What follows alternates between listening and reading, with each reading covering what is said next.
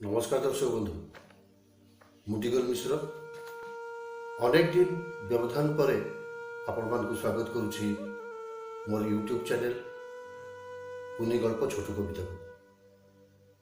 ସତରେ ଦର୍ଶକ ବନ୍ଧୁ, ଏହି ସମାଜରେ ଅନେକ ବିଚିତ୍ର ପ୍ରକାରର ଘଟଣା ଘଟୁଛି।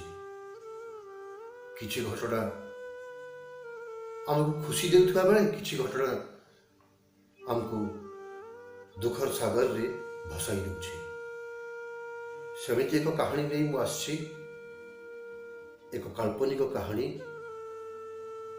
ମନ ଭିତରେ କାହିଁକି ଗୋଟେ ଖେୟାଲ ଆସିଲା, ଏମିତି ଗୋଟେ ଗପ ଲେଖିବି। ଲେଖିଦେଲି। ଏଇ ଗପଟି ଲେଖି ସାରିଲା ପରେ ଯେତେବେଳେ ମୁଁ ତାର ପୁନରାବୃତ୍ତି କରେ, ମୋ ହୃଦୟଟା ଭାଙ୍ଗିଗଲା। ମନରେ ଭାବିଦେଲି କାହିଁକି ଗୋଟେ ଏମିତି ଗପ ଲେଖିଲି,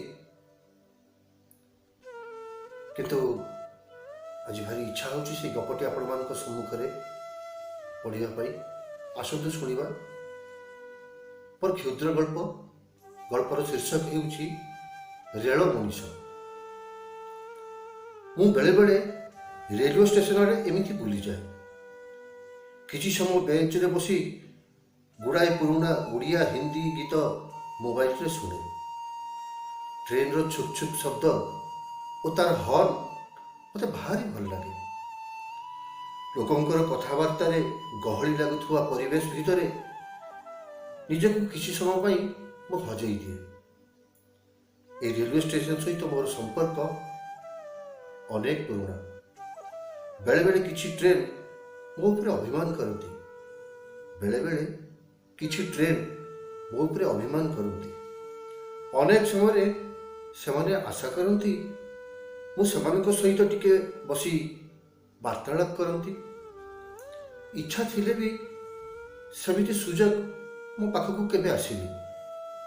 ଷ୍ଟେସନରେ ମୋତେ ଦେଖୁ ଦେଖୁ କାଳୁ, ବିଟା, ନନ୍ଦିନୀ, ଟମି, କାବ୍ରା ମୋ ପାଖକୁ ଲାଗୁଡ଼ ହଲେଇ ହଲେଇ ଚାଲି ଆସନ୍ତି।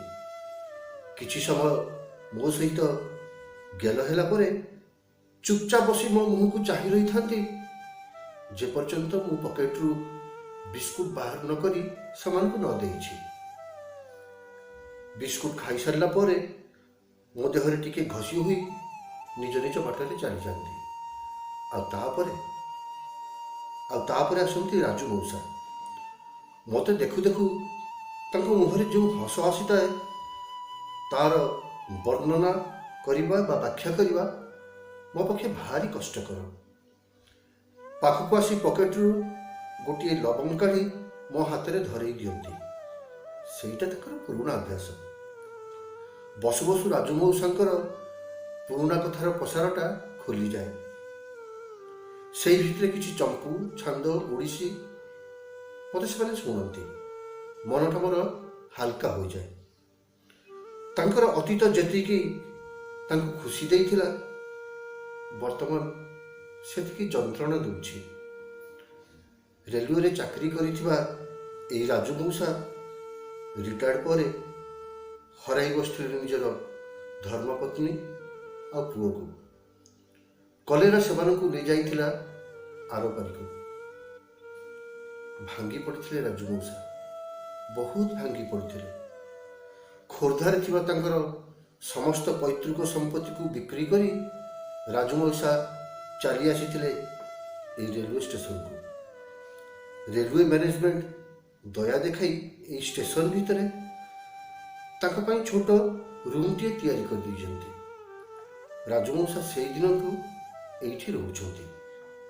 କାଳୁ, ପିଟା, ନନ୍ଦିନୀ, କାବ୍ରା ତାଙ୍କର ନୀତିଦିନିଆ ସାଙ୍ଗ।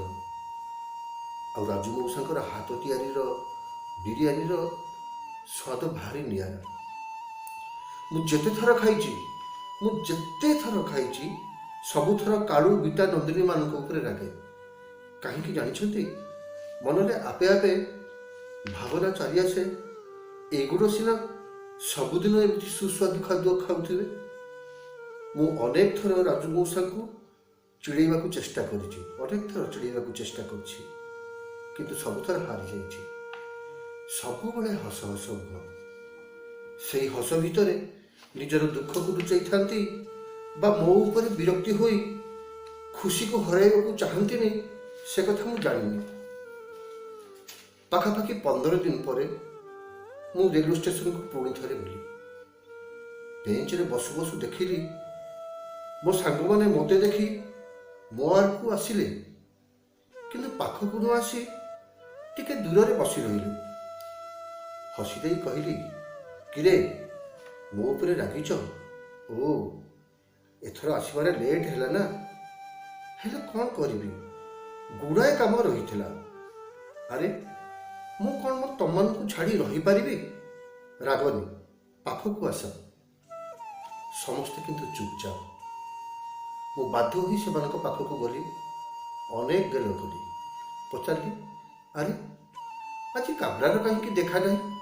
କାହିଁ କୁଆଡ଼େ ଯାଇଛି କି? ଠିକ୍ ଏତିକି ବେଳେ ଦେଖିଲି କାବ୍ରା ଖୁବ୍ ଜୋରରେ ମୋରି ଆଡ଼କୁ ଦୌଡ଼ି ଆସୁଛି। ପାଖରେ ପହଞ୍ଚି ତା ଦାନ୍ତରେ ମୋ ପ୍ୟାଣ୍ଟକୁ କାମୁଡ଼ି ଟାଣୁଛି। ତାର ଏମିତି ବ୍ୟବହାରରେ ମୁଁ ଡରି ଯାଇଥିଲି, ଆଉ ଆଶ୍ଚର୍ଯ୍ୟ ବି ହୋଇଯାଇଥିଲି। ଅନ୍ୟମାନେ ବି ମୋ ପ୍ୟାଣ୍ଟକୁ କାମୁଡ଼ି ଟାଣିବାରେ ଲାଗିଲେ। ଡର ଲାଗିଲେ ବି ମୁଁ ସେମାନଙ୍କ ଟାଣୁଥିବା ଜାଗା ଆଡ଼େ ଯିବା ଆରମ୍ଭ କଲି।